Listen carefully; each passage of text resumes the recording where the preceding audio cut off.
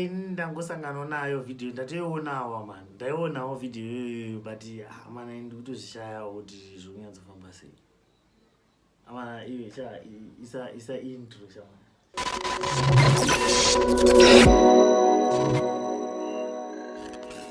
Yes, what is up everybody? Welcome back to this channel, your favorite channel. My name is Gunda, and if this is your first time to be here, don't forget to subscribe and also click the notifications bell icon so that you'll be notified every time I upload my videos, and you will be the first one to like the video, you'll be the first one to comment on the video, and you'll be the first one to watch the video. So just click the notifications bell icon.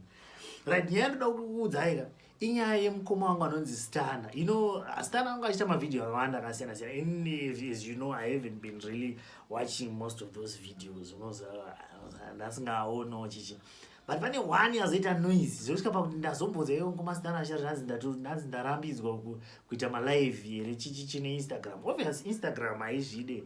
Ukaita izvo zvekuti vanhu vanenge vachibuda vakadai so vachidai so wanawo uchidaro YouTube inonzi Instagram inoti yevakadzi hatidaro mukoma jinimbi ndonga mukoma Stunner anofanira kudzidzawo kunana mukoma jinimbi because mukoma jinimbi vakatombozviedzawo vakati zvose vakatonzi hasha iwe imbomira chichichi vakatozosvika pakutombozvimira. So ukaona zviitika ini hangu personally it's not an issue yekuti ndiri kuti why is it that mukoma Stunner kana kuti chii. I'm not trying to judge anybody here.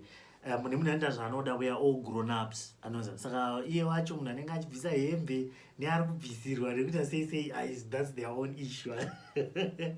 But ukona tichi I've got some questions because I've been seeing some of these questions where people were asking, you know, it's just a social commentator, we ask these things and nyaya iripo ndeudayo pane nyaya yekuti oza Stunner sekuzo wakatoita according to isusu and officially we know kuti ngoma Stunner he is a man who is married. Anoona ane mukadzi handitika ende mukoma Stunner zvaine mukadzi in as much as aine mukadzi vaita video vachita izvo zviya zvekuti vanenge vaine vasikana vachiita kudaisu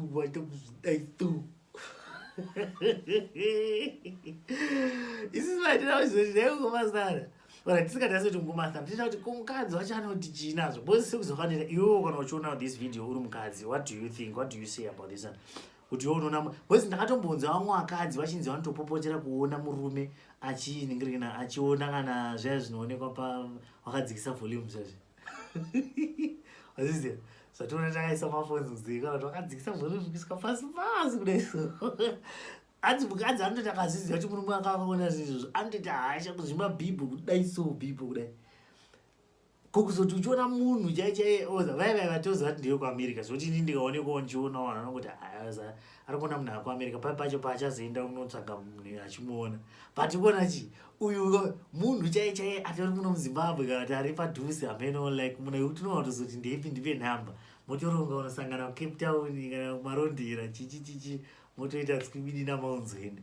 Saka ini ndio patiri in as much as mukoma Stunner ari kuita zvaari kuita, of course kunakirwa chichi vanhu vachinakirwa entertainment, but chichi zvinoitawo here semunhu ane mukadzi. Yes, takusaidi mazuva ano vanhu maakuita zvechirungu like mamarriage emazuva ano echirungu ekuti unoona kungoti ini nauyu tongoita tongoita hanzi social chichiwe yaye kuti unoona kungopiwawo ngodai so tichitoudzana kuti asha mira ndimbonorova kapa hanzi ukangonakirwa nemunhu unongoendawo ngonorovawo uye akanakirwa. Of course we know, but I'm not saying those kuita mukoma Stunner, but I'm just saying kana iri marriage yacho iri like pachivanhu chedu zvinoitawo here kuti murume aonekwa achita zvazvo. Then the other issue ndeyekuti ndachiona some of the comments where people are saying kuti hanzi seems as if mukoma Stunner is like pane zvinhu zvakuitika kwavari havasiriwo mukoma Stunner vataiziva.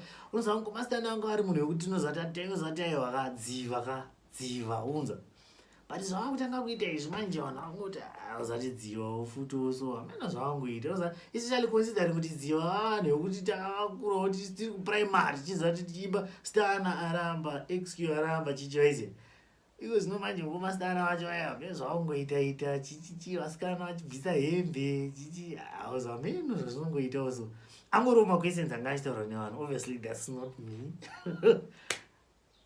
Ndinopinda ndipo but ndiri kutaura zvachitaura nevanhu. What do you think? Do you think kuti mukoma Stunner vakurasika pavakuita zvavari kuita izvi zvekuti vanenge vaina vasikana vasina kupfeka chichi brand Stunner kumana ona ita sema pane inonzi brand Stunner hatoziva isusu riri mupfungwa medu muri kuti aivasitana anga ari mundara anenge akarova bojens sezvandakaita vayansoro vakakat bobo chichi mazuva anenge tundebvu tautuma turi bobo wobva wati masutu chichichi anonyatsoita tavaziva ari vanhu vanodadisa but iko zvina mheno ozaizvizvo asina kupfeka izvi ameno zvino zvazvinozongoitawo so I just want to hear what you guys think about this one. Kumastana, I've got nothing against you. Mnozo mdara, ndori mdara, nosandara ti we look up to you. But it's about it is tikatanga kuzita waje. Varanodzidzira this. Eh? Okay guys, just tell me what you think and as usual, I'll see you in the next video.